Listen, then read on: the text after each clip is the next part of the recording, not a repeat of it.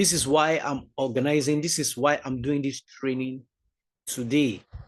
The training is titled Cutting Costs Through Effective Facility Operations. And when we talk about cutting costs, it means cutting costs in all sense. When you want to cut the cost of operation, I believe one of the areas that you need to check is your facility operations.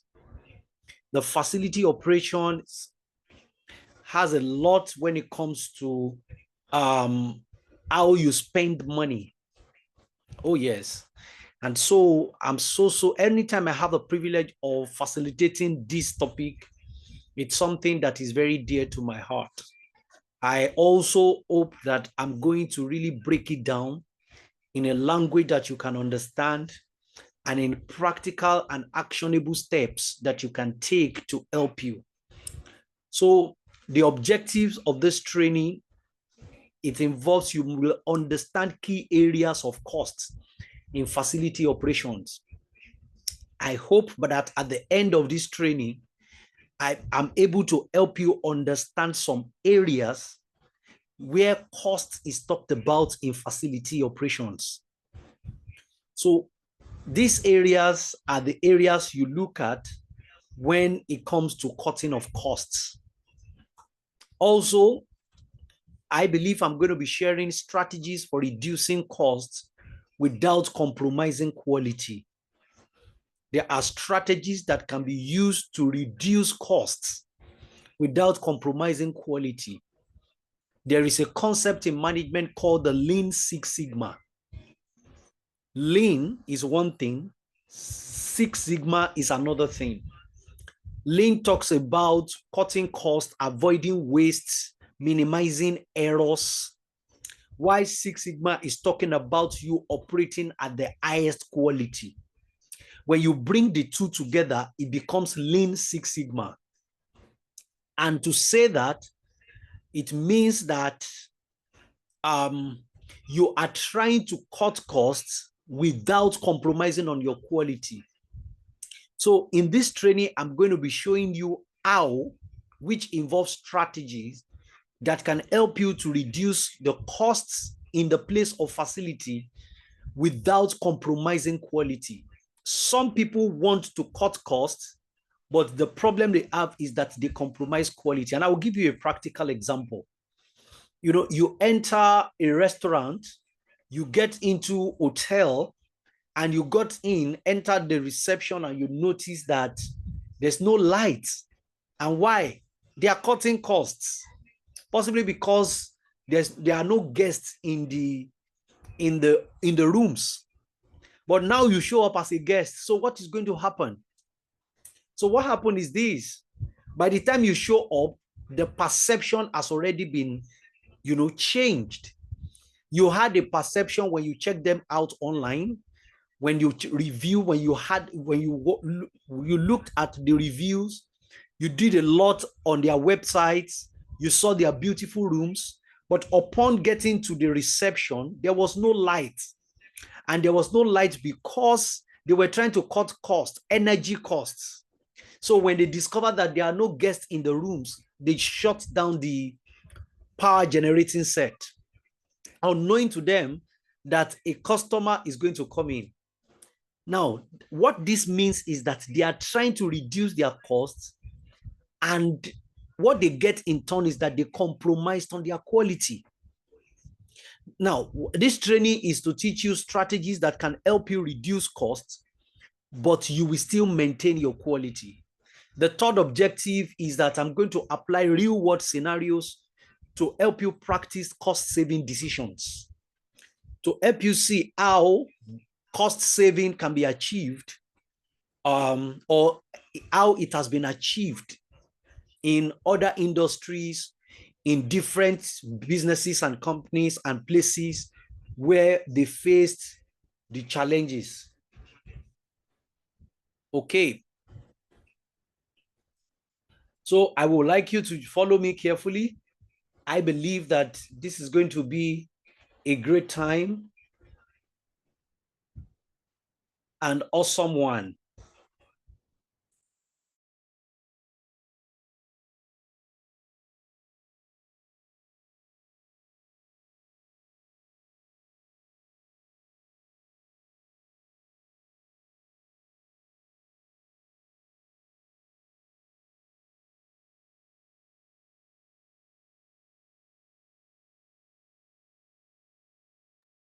Okay, so it's time for us. Let us go. Why facility operations matter. So let me I'm just going to start by telling you why facility operations. What is the matter? Because when we talk about facility, it's very important to understand that it takes a lot of strategy. It takes a lot of competencies to be able to manage your facility in a cost-effective way, and it helps you to be able to achieve the promise that you have given. Why is it a very important thing when we talk about facility operation in any business, and I can name industries and sectors that I believe that quality facility operation must go in. Number one is hospitality. Number two is education. Hospitality being, hotels. If you run hotels, restaurants, resorts. Education, if you run schools, your facility operation needs to be intact. Manufacturing. So you run a manufacturing company, you have a manufacturing plant, name it. Different diverse that are engineering company, construction companies, virtually all the things that you use in all these places requires facility.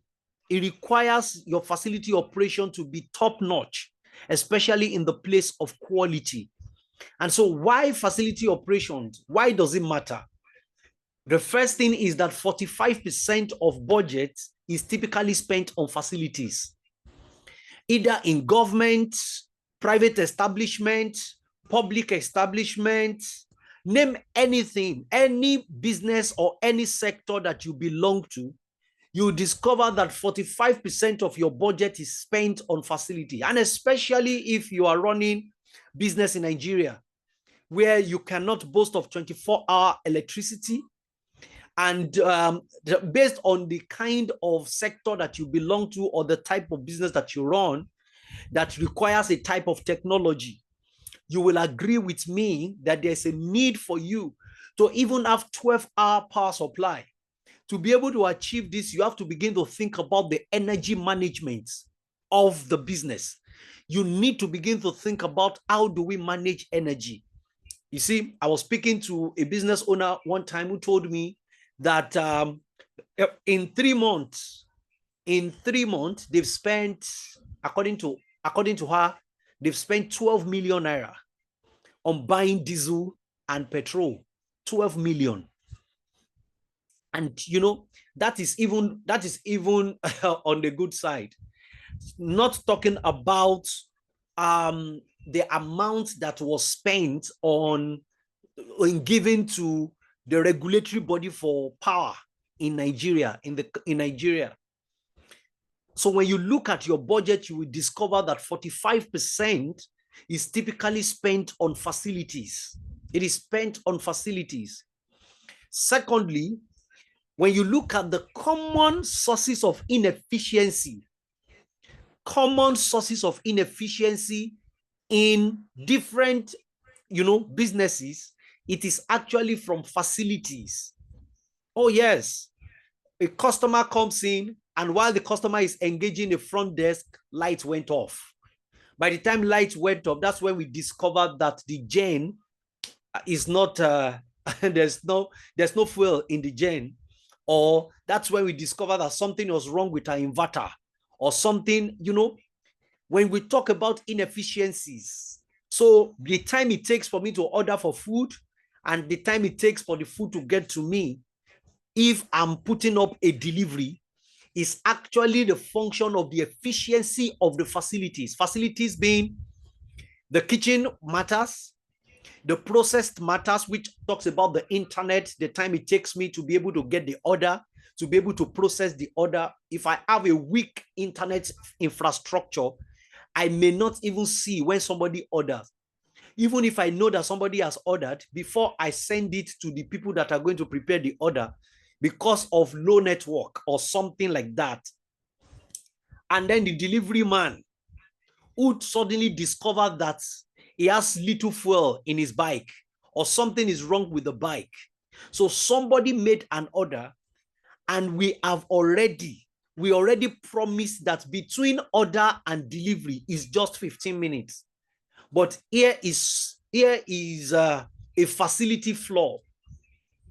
So when you look at it, the reason why facility operation matter is because the common sources of inefficiency when it comes to business operation is actually facility operations.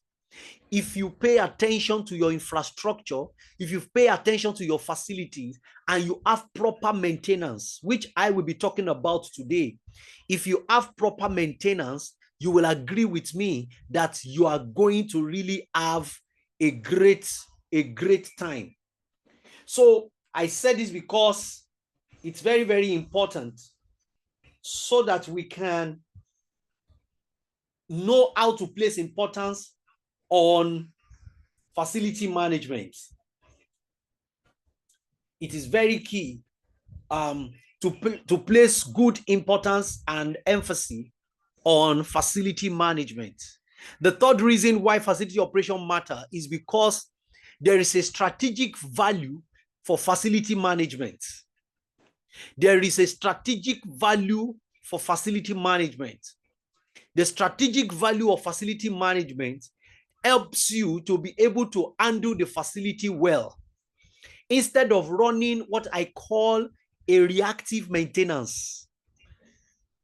In my training on Saturday, I'm going to be breaking maintenance, because in fact, an important part of facility management is maintenance. And maintenance is a culture. Either you like it or not.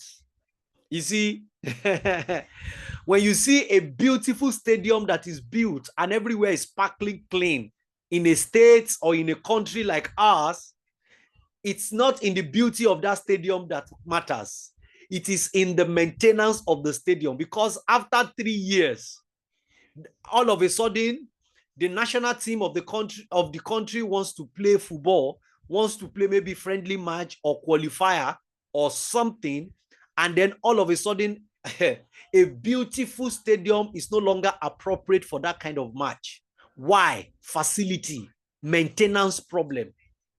So when we talk about strategic value of facility management, it's talking about using the trends, tapping into what I call a predictive maintenance or preventive maintenance instead of what we call reactive maintenance. Some people run their business in such a way that they only react. They wait for their facilities to break down before they fix it, instead of ensuring. So let me give a practical example. You have a boss that is in charge of moving people, or maybe moving logistics, in charge of procurement and logistics in your business, maybe hotel or school. The school bus conveys children in the morning and in the afternoon, from the school to their respective homes, and from their homes to their school. And the problem about this is that the approach we use to maintain this bus is actually a reactive one. We wait for the bus to break down before doing anything. No, the strategic value of facility management is the fact that you don't wait for breakdowns. We use preventive maintenance, and we use what I call a predictive maintenance to be able to put this. So why do we think facility operation is important? Look at it. Anything that takes 45 to 50% of your budget should be paid attention to. Any area that explains inefficiency of a business should be paid attention to. And any area that has strategic value, that means that instead of the normal day-to-day walking up and down, sweating and activity, you use your mental faculty to correct and to change a lot of things. Any area that involves that needs to be paid attention to. And this is why it's a very important aspect. If you want to improve, if you want to cut your costs, and you want to maintain standard, if you want to ensure that your promises are kept, the promise that you give to customers, if you want to make sure that it is intact, You cannot joke with your facility operations because a lot of people don't even have human problems. I'm telling you, a lot of businesses don't have human problems. The big problem is facility problems. And I will tell you where the human problem comes to play. The human problem comes to play in the place of culture. In the place of culture. Culture. But when you see culture, culture is expressed in something, which still boils down to facility. But I'm not going to be talking about culture today. On Saturday, on the 31st of May, I'm going to be spending time, 3 hours, 30 minutes of delivery, quality delivery on facility management. I'm going to be opening up a lot of people. I know I'm going to have mixed audience that day. People that wants to build career in facility management. I've had 2 people contacted me and drop their commitment concerning that. 2 people that wants to start their career in facility management, fresh out of official or institution, formal education. Now it's time to move. Also, I have the administrators, HR professionals, facility managers in that as my audience on Saturday. And I also have the business owners who also want to have good understanding, or other people that really wants to have a perfect understanding. The last training that I did, that was up last week Saturday, I had accountants of companies that attended this facility management training. Because we are talking, you can't talk facility without talking about finance. Oh yes. So it's going to be an amazing one on Saturday, but let's go on. The first area for cutting costs, just like I said, is energy efficiency. Energy efficiency. How can I ensure that the energy that I'm consuming in my business, how can I be more efficient with it? Why? Knowing fully well that a chunk of my income is going into energy. And in fact, if I want to go personal, this is also directly applicable to personal lives. Some people spend 50K, 70,000 naira weekly on buying fuel just to power a generator. Why? Because they found themselves in a location where electricity supply is limited.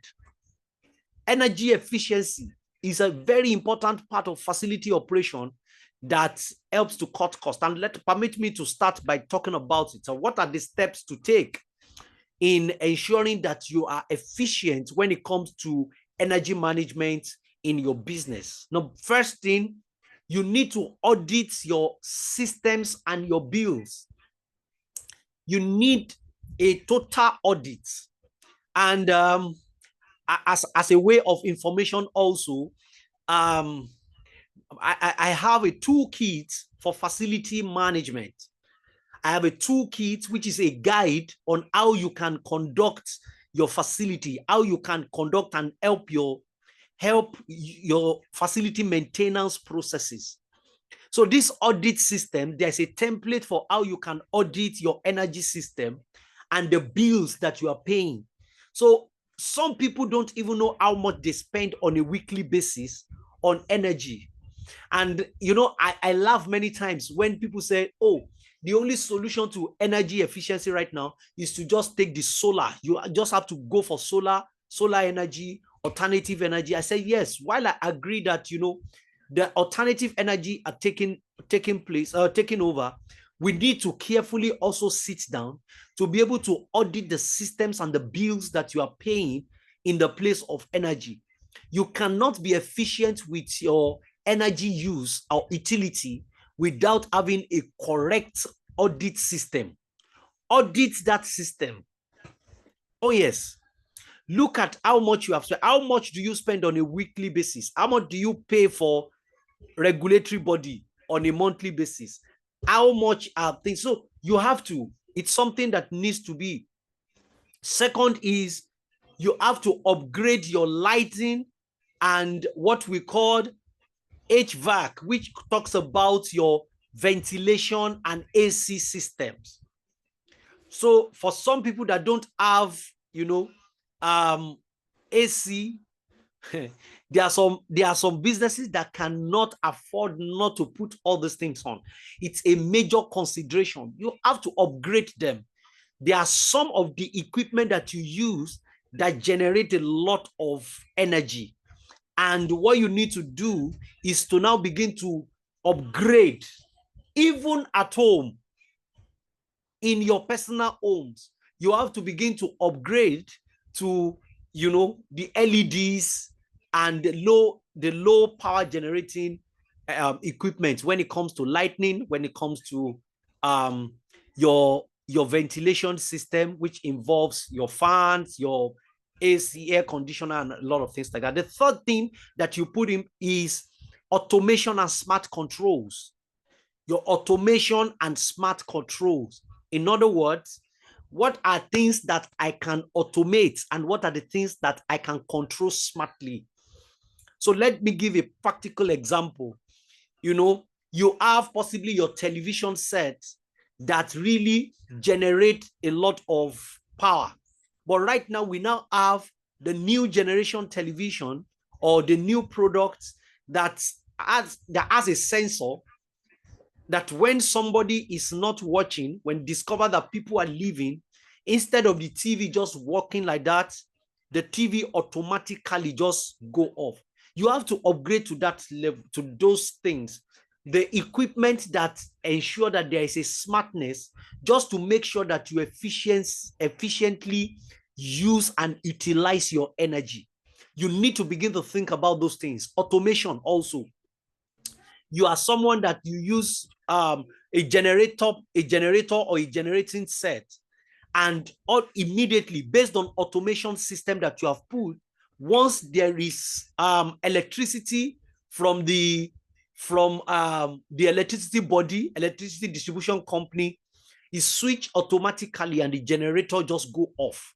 Because now we have people that are on generator for more than 3 hours when the lights or when the electricity distribution company has given the business light, but because there was no way to be alerted or to know about it. So the energy efficiency helps. These are areas. So I have a mini case that talks about how the power and light overhaul in any industry saves the industry saves the business $6,000 annually. In other words, when you look at your power system, your light system, your ventilation system, you will discover you are going to just see that you are going to save a whole lot. You save a whole lot. So this is a scenario.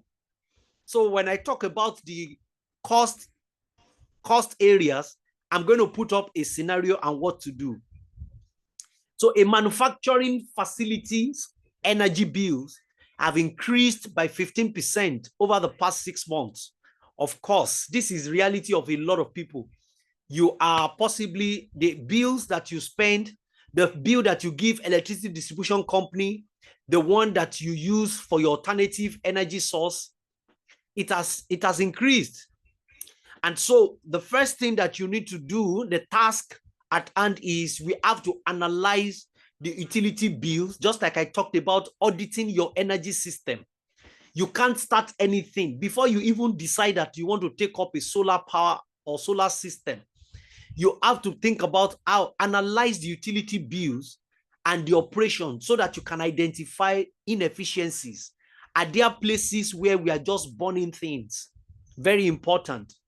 And then the discussion, which I believe that we are going to be talking about in the physical training, where can automation or scheduling, where will apply the automation system to help us reduce energy use in the energy bill. So let me take it. First, like I said, conduct regular energy audits. It is very, very important. If you can't do it by yourself, I believe that one of the things that we have to begin to do is that we have to begin to involve third-party experts, people that can conduct energy audit for us. Oh yes, trust me, it will save you money. It will save you costs. Conduct regular energy audits. Where else can we apply? What else can we do? How else can we put this thing in place? And I said, upgrade to LED lighting and energy efficient HVAC system, your ventilation system. You have to upgrade your lighting. You have to also make sure that you are using energy. You know, we now have energy efficient ACs now. You can change this, you can change it and upgrade to that. It helps. This takes me to tell some people that just want to get, you know, AC maybe into your rooms as hotel or into your classes as a school. Please don't just look at one used AC or one old ACs. I tell you, if you consider the price, the new ones that you buy, it will save you, it will save your energy better than the old one. And some people say, oh, this old one, it in fact, it gives you cold, it will give you more, it will work better and the likes and things like that. I said, oh, fantastic, possibly. But you have to understand that apart from the fact that the equipment that you are buying is delivering in function, you must consider the energy usage. It is very, very important. It is key. The third thing is you have to use smart thermostats and build automation systems. Oh yes, you must ensure that you have, for example, for people that have heaters, for some people that have high generating systems in the school, whenever it comes to energy. And I can tell you, please, you need a very fantastic energy audit. You need it if you want to manage your facility well. Please constantly engage in energy audit, because all these equipment will be looked into and some recommendations will be given in the place of the equipment that needs upgrade, in the place of equipment that need smart installations.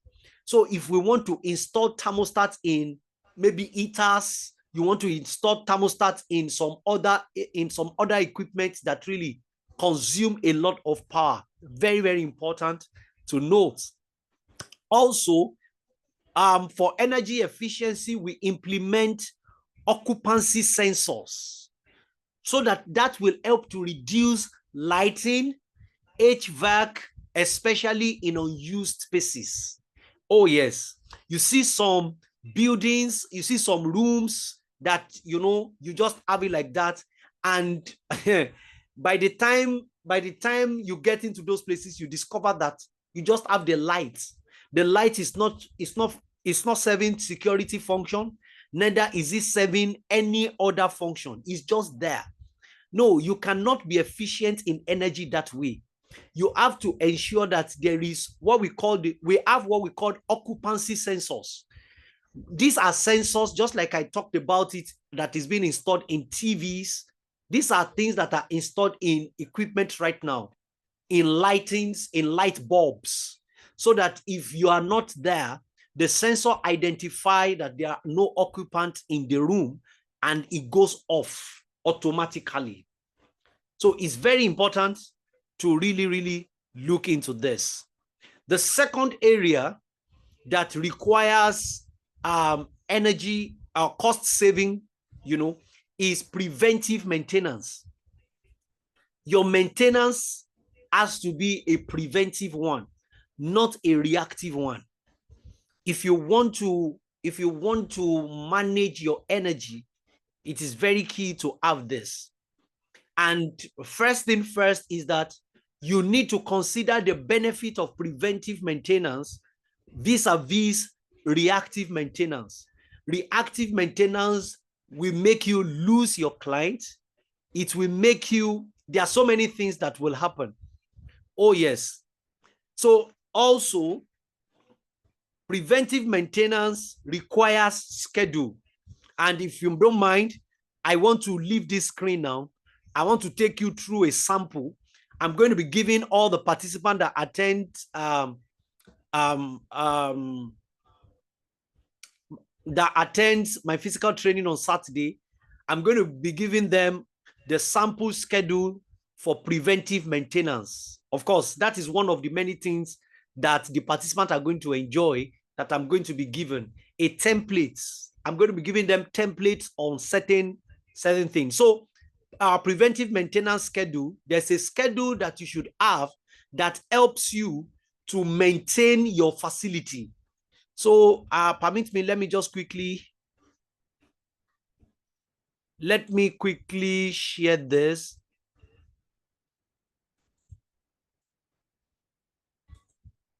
Okay. Okay, so I'm sharing the screen right now. Oh yes, this is what I call the preventive maintenance schedule for a typical manufacturing company. And this is into daily preventive, weekly preventive maintenance, and monthly. In other words, I have a boss, maybe a school boss or company boss. I have fleet of cars, and I want to make sure that, yes, all these things are well maintained, because I want to make sure that it works well. And this is one of the areas that will really help. We have the daily prevent. So it's like a logbook. It's like a logbook that will be created. So for example, for the daily, there is visual inspection for leaks, for noise in all the machines that we use.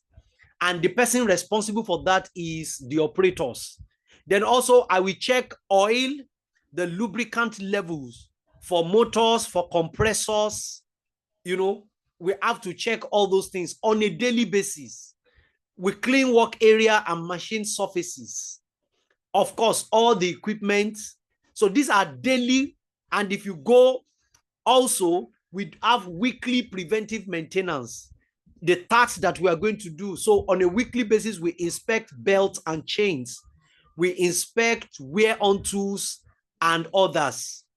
Also, we clean filters of our air compressors, our ventilation systems on a weekly basis. Then you go to the monthly. In the monthly, that's where you inspect and tighten electrical connections, because whatever we are connecting and we are removing, connecting and removing requires, something of that nature. Also, we check hydraulic fluid level and filter on a monthly basis. Then in a quarterly one, this is where you replace the oil filters, especially when it comes to cars, motors, compressors, hydraulic systems. So when you look at it, your preventive maintenance system should be able to put you into things that you check daily, things that you check weekly, things that you check monthly, and things that you check quarterly. Very, very important. I think there's also there are things to check annually. So if you have a generator, you have a bus, you have in your rooms in hospitality, classrooms in schools, name it. You have all these things. You have to ensure that whoever is your maintenance officers, whoever is your facility operator, they must have their hands on deck to be able to achieve all these things. This is very important. This takes like 45% of what you spend money on, your budget. And so maintenance is a very critical part. So in your business, in your school, what do you check daily? What do you check weekly? What do you check monthly? What do you check quarterly? What do you check annually? Yes, these things are very, very important. You see, this takes me to also, when we look at the HVAC preventive maintenance schedule, which talks about your ventilation systems. I remember there was a time that there's a client that contacted me and told me, we are buying 17 ACs in the school, powering the classroom with ACs. And I asked, do you have your maintenance schedule? As you are getting it, you should have maintenance schedule. Just as an example of what I shared initially, you have to ensure that your preventive maintenance is in daily, weekly, monthly, quarterly, and possibly, in fact, for ventilation, there is semi-annually and there is annually. These are important practices that we must pay attention to. On Saturday, I'm going to be, sharing exclusively about this, and my participants will be going away with this. Let me go back to the slide where I am. Okay, so we said the ventilation system HVAC failure led to downtime, and it breaks promise and leads to customer loss and high attrition rates. Just imagine someone just lodged into hotel and all of a sudden the AC stopped working. And that's when we are trying to work on it. Before people come in, it should have been known. Very important. So I have a case study, a scenario here that says a hospitality resort HVAC system, which is the ventilation and AC system, failed in the middle of a government project involving 52 delegates. You can imagine a government is using the facility, the hotel as event center, and the government decide to make use of that. The only problem about this is that during the course of that program that involved 52 delegates, the ventilation and AC system developed faults, and it caused a 2-day operational halt. You can imagine. 2 days, they are still on it, working on it. It has happened to me too. I got I got an event hall to use for one of my programs. I think that was 2022, if I'm not mistaken, 2022 January. And from 8 a.m., the program was meant to start 9. From 8 a.m., when they put on the generator just went off. And that was all. The only person that could repair that generator came from Ibadan. They had to contact that person from Ibadan. We started on a small generator that could not power the ACs in the event hall. And the amazing thing about it that I had a lot of people in that room. A lot of people. So this was the way people were fanning themselves. We were sweating. And you know what? Till 12:30, the person that is going to fix it did not come until 12:30. By the time I was done, that was when they told me that it's now up for work. It can work now. I remember telling them, well, thank you very much. Apart from the fact that I'm not going to balance you people, you are also owing me. Because as very impactful as that program was, it was a summit. The truth of the matter is that my audience did not enjoy themselves at all. The whole place was stuffy. People were stepping out. In no time, people were asking for water. People were, in fact, I was disappointed. Of course, at that point, it taught me a very important lesson. I learned lesson, honestly speaking. But you know what? It could have been averted. Before you say, oh, actually, there are some things that happen. We can't avoid it. We can't do the. The same thing happened to someone close to me the following year that used, and he said the same thing, that, oh, they said the operator came from Ibadan. At least after that encounter, it's very important that even if it couldn't be avoided, we should look for someone closer who could undo or who could maintain or repair that. But why must we always use repair as a solution to a breakdown that could have been prevented? That's the question. That's the question. There's a law called Murphy Law. Murphy Law says that whatever can go wrong will go wrong. It's a very important law. This is why preventive maintenance is very important. Even that, why I love facility management is that it's a culture. It will start from the way you do your thing. That is what you will take to the corporate level or to the business level. When you see some people's car, you will understand what I'm talking about. Every time the car always breaks down, and the real problem is the fact that they don't use a preventive approach to the maintenance. As we have it in the business space, so also we have it in the private space. So review your existing maintenance protocols, review it, and you have to have a discussion on how would a preventive maintenance program, how would it have changed the outcome of this a problem had it been we had a preventive approach. Number one, adopt a preventive maintenance schedule. That was what I showed us, the second page in the document that I showed us. It will help to avoid costly emergency repairs. You know, you can imagine having to experience engine knock because we got to know that the driver of the school bus said that we don't have oil again in the engine. So that's why the engine knocked, and then we have to replace the engine. The cost, no matter the car right now, the cost of replacing engine now is not a small money, no matter what.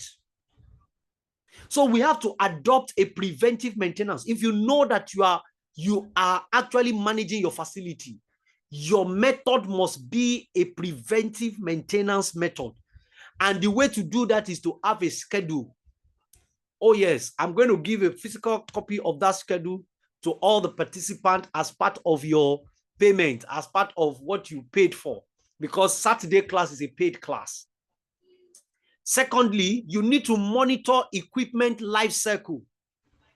Monitor equipment life cycle to replace rather than repair outdated system.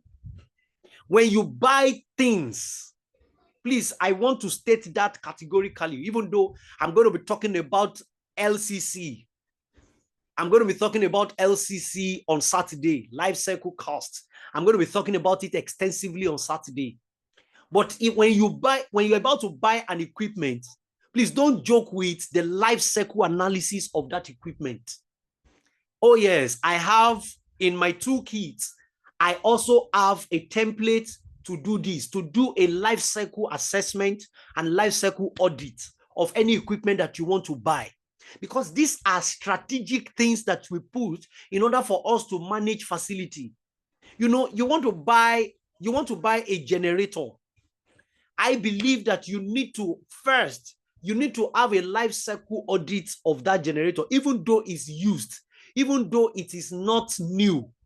Oh yes, let me give room and let me give space for people that buys, used, or, you have to understand the life cycle so that when you keep repairing things, sometimes the frequency of repair is as a result of the outdated use of what you have gotten. That equipment that you always repair over and over and over and over is because it's already outdated. It's because for you to get a serious part of that car, to get a part that will be very good is going to be seriously scarce. Why? Because the model of that bus, the model of that car that you are using is already outdated. So the parts, the equipment are no longer in, you can imagine somebody right now that is using iPhone 3 or iPhone 4 or iPhone 6S. You notice that the way iPhone 11, 12, 13, the way they were created is not the way you create iPhone 6.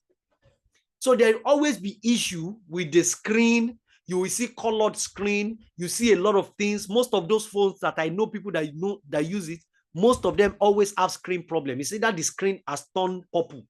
And then you take it to someone that wants to change it and said, this thing, you can't change it again.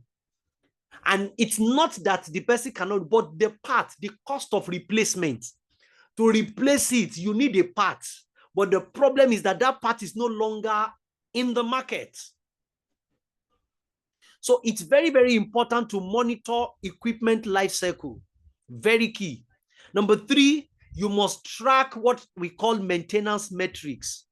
All these things have their own documents that helps you as a facility manager, as a manager, you know, as somebody that is in charge of facility, it helps you. I told you it's a compendium. It's a toolkit that I have, and it's for sale. I can get it across to you.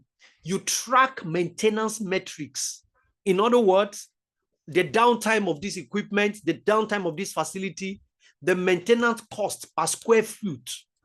Oh yes, you need to know.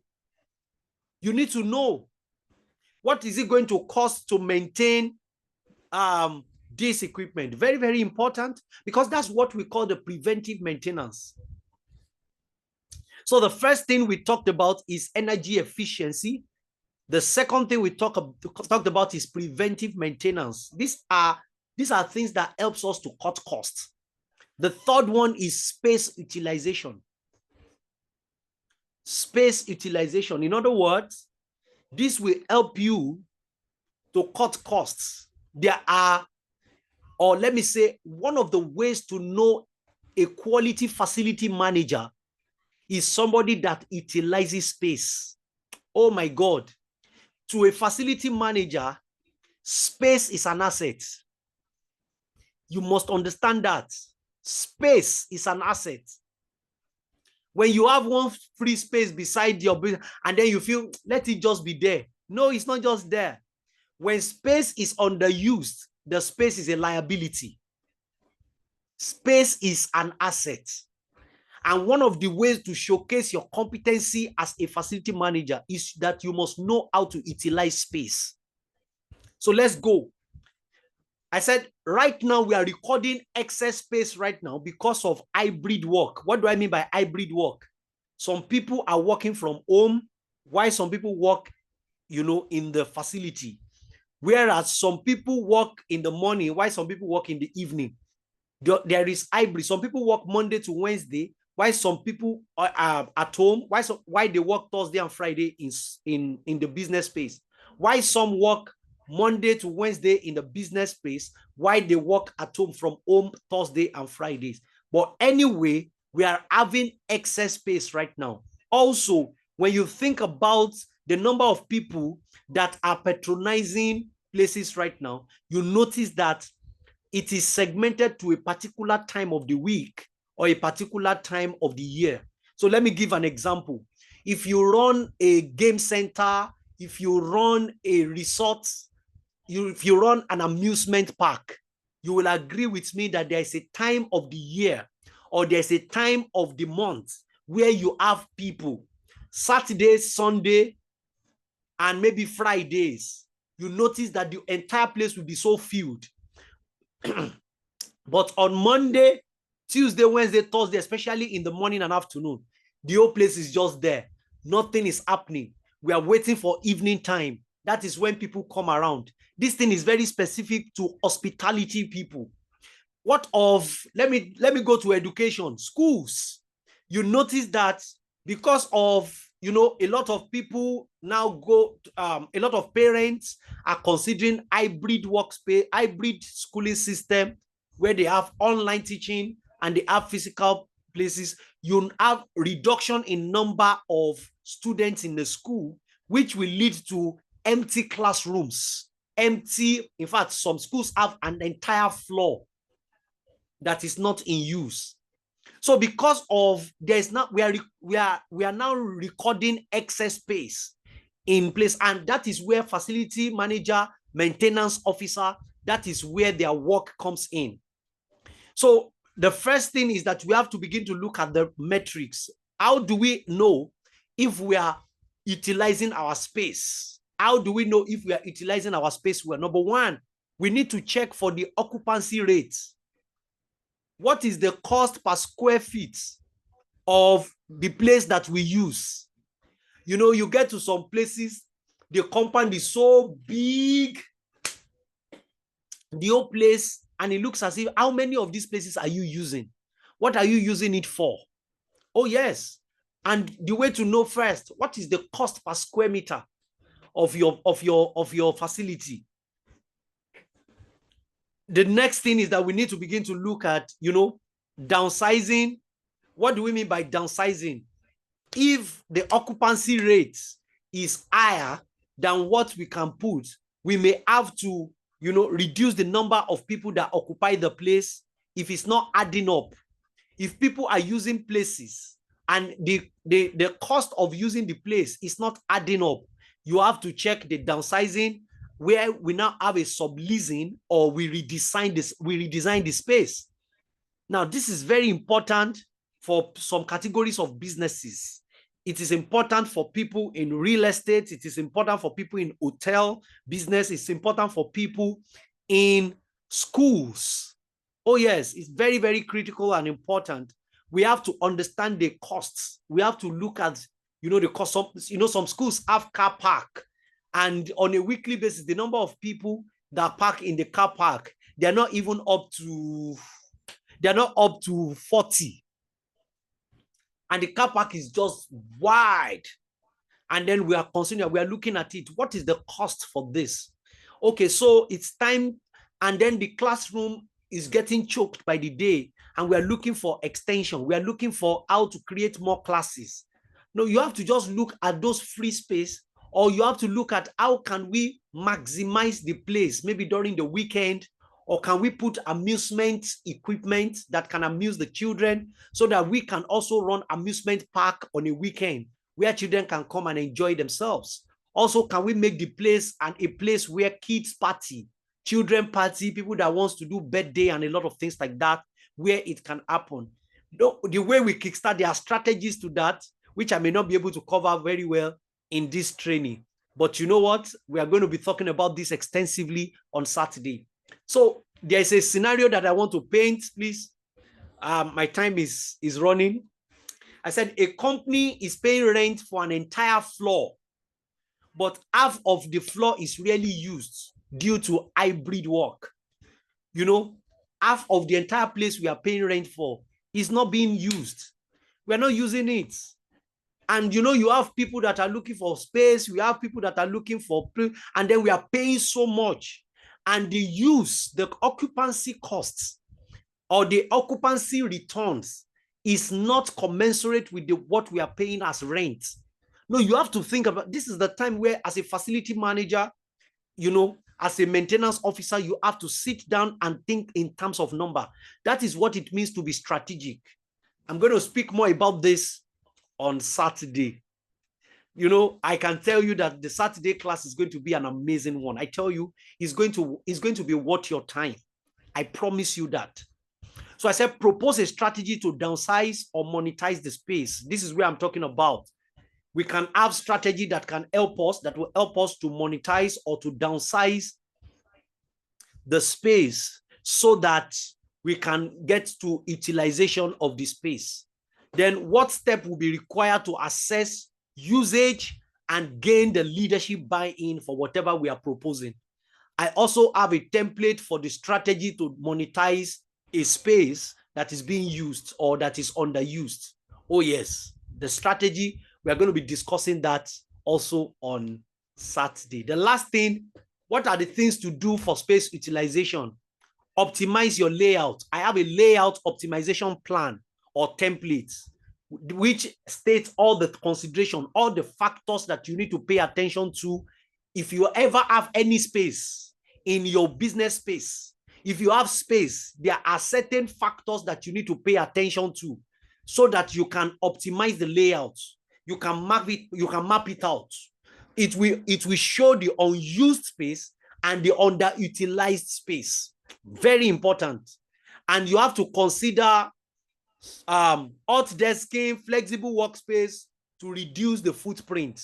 What do we mean by hot desking? You have to consider the number of people that are using. Hot desking is from the word, is what happens when you sit down, when you sit on a desk or you sit on a chair for 10 minutes, 15 minutes, you discover that it's already hot. Of course, you have to look at what it means is the number of people that are occupying your furnitures. You have to consider that, and then you have to consider the workspaces that are flexible, so that footprint will be reduced. And then you have to sublet or repurpose vacant areas.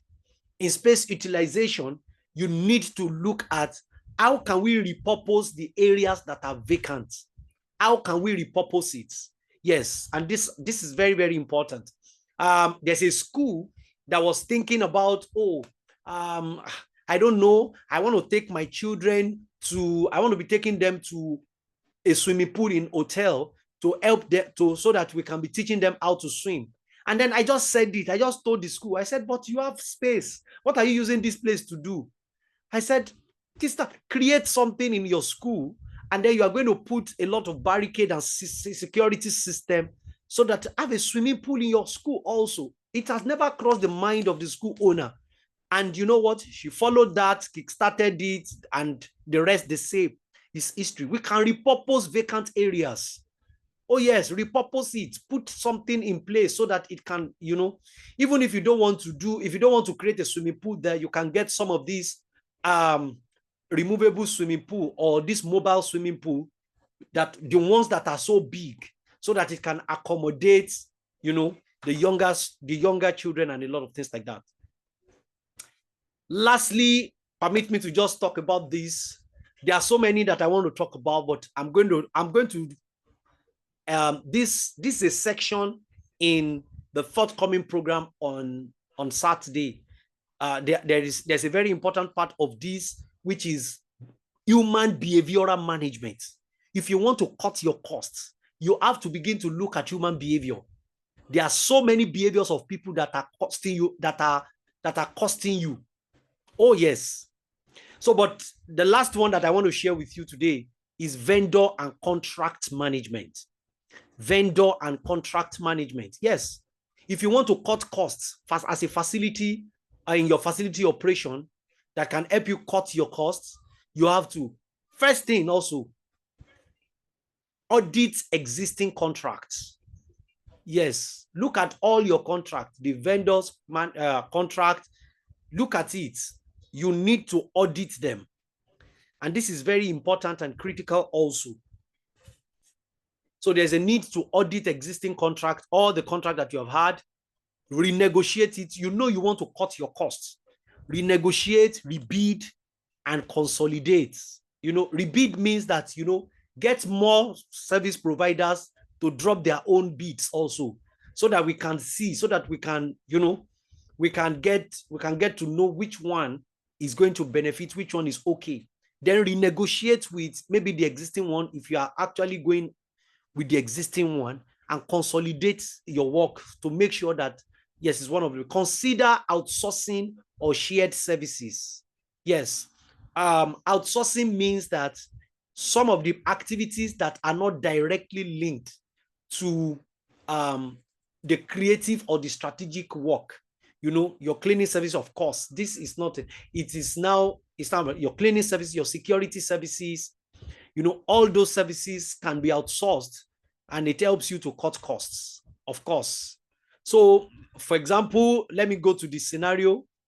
The scenario, the facility spent 2 million naira monthly on third-party cleaning and landscaping services. Oh yes, possibly it's a very big facility, and they discovered that they spent 2 million per month on third-party cleaning. So to clean the entire place, to have the landscape, possibly maybe it's a resort or something. And the next thing is that they review the service contract and they identify negotiation points or alternatives. Yes, no matter the negotiation you have made per time, there is always room for renegotiation. And it's a very critical part of the work.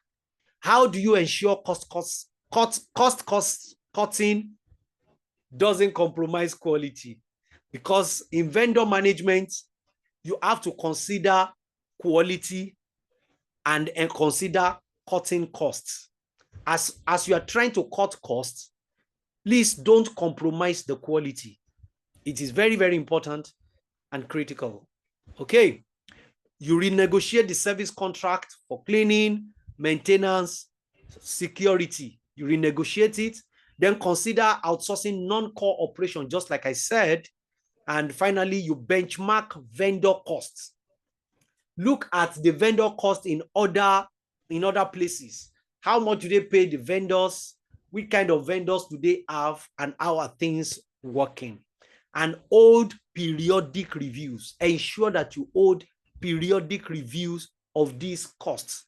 These are the ways by which costs can be achieved and gotten. I believe that I have created or have kickstarted something in you when it comes to facility management. Like I said, this is a pre-training to the main training that is going to happen on Saturday at the bunker opposite Alagomeji bus stop in Yaba, Lagos. If you are coming from any part of Lagos, just type the bunker Yaba on your Google map. It will direct you to the place. We're going to start the training by 9:30 out there. So I want you, if you are interested, if you are going to be there, please, for the sake of preparation, we would like to know if you are coming or not. Oh yes, I would like to know if you are coming, and I'm going to really